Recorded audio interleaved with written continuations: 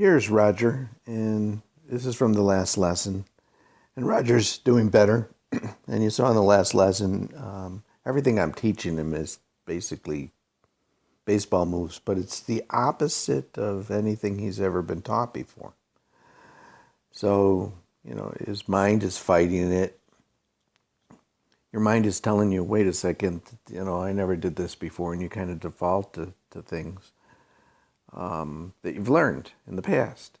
So I'm going to run this at regular speed. And he hit the ball fairly decent in these shots here. He's hitting at a flag that was 140 yards away, and he was plunking it around the flag stick. But, it was a big change because we had some success, and he had never taken a divot before, and that's all I have him concentrating on. And watch his practice swings. Change his backswing so that you're touching the shaft to your shoulder. In reality, you don't have to touch it, but it gets the shaft behind your neck and gives you a nice path to your club head. It also changed his grip, changed his stance.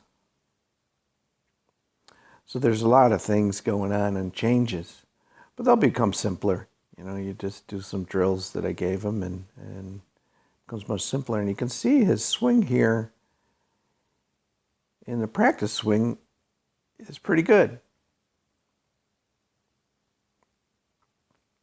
But notice that the swing he takes to hit the ball isn't the one he took in the practice swing.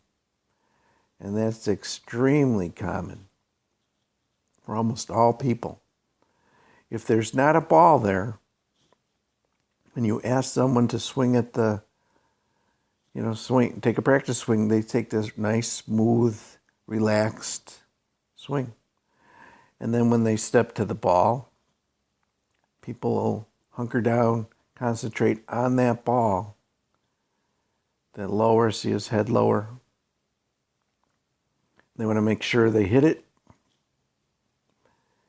And they tense up, and it's a totally different swing.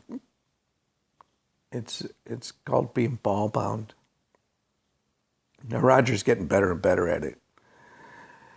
And one of the things he asks them to do is ask students to do is take a divot, concentrate on the divot, and that's out forward. So their concentration was out forward of the ball, and the ball just gets in the way. So we're going to work on that in the next lesson. We're already working on it now. He's doing a couple drills. And you just get used to hitting the ball, but the ball getting in the way of the club path. So the point you get the student to is making the divot at the same time every time without even thinking about it. And I had Roger orbiting this club in such a way right after this that he was doing it again and again and again and hitting the same spot. And I could just slip a ball down and that ball will take off.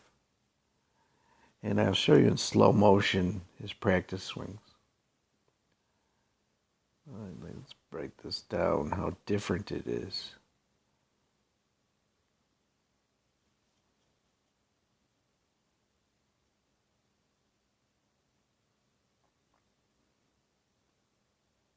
I also want you to note his right arm movements. There's a space underneath his armpit. And that's something I wouldn't see necessarily in when I'm watching him. That's why it's really good to have a camera and really good to film yourself, because you can pick up fine details. See here, it's not bad. That's a pretty good swing right there. If I could get him to there, he'd be hitting the ball very, very well. Now watch as he steps to the ball. Watch that right arm gap.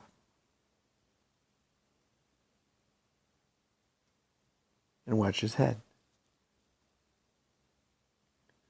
And we'll work on these in the next vid, and you'll start to see changes.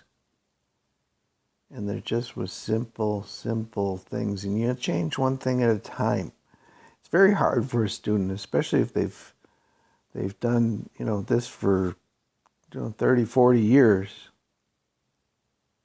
Watch his right shoulder come out. And he hit that ball well, but it's just a different motion than that practice swing.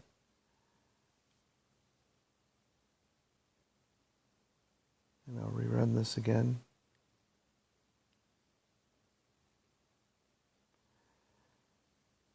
But all the things that you've ingrained over the years, I'm asking someone to change.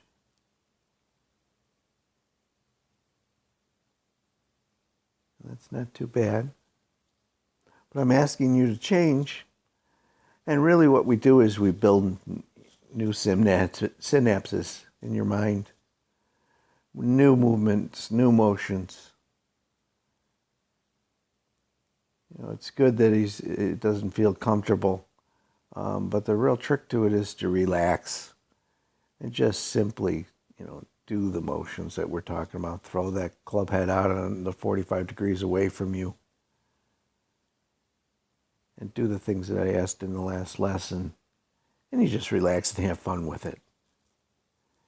And eventually you'll start getting some success as you did in the last lesson. Was it perfect? No. But that's what it's all about, is having fun with it. And slowly you'll get better. Usually about the third time, the third lesson, you'll start to see real change. And Roger's working on things at home. And you can do that. The lessons so far, we've had a week between lessons. By the third lesson, someone's really starting to feel more comfortable with what I'm telling them to do. And when it's 100% different than what they've been taught their whole life, and taught by teachers, that's hard. It's hard for anyone.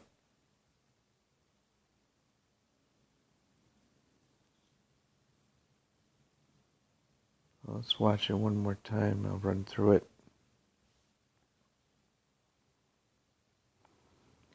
And I'm going to show you how not to be ball bound.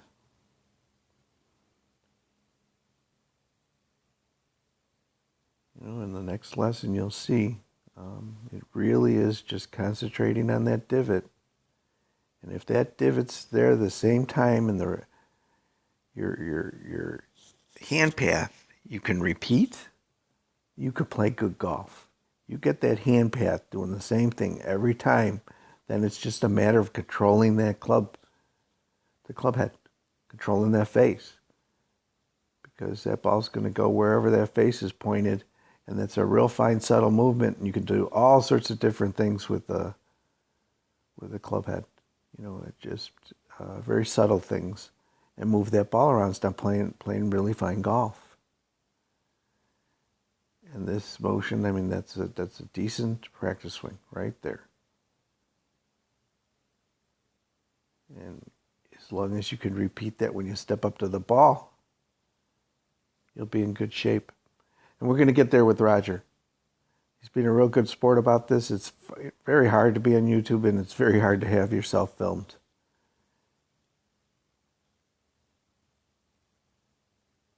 So I want to thank Roger for being a good sport about this.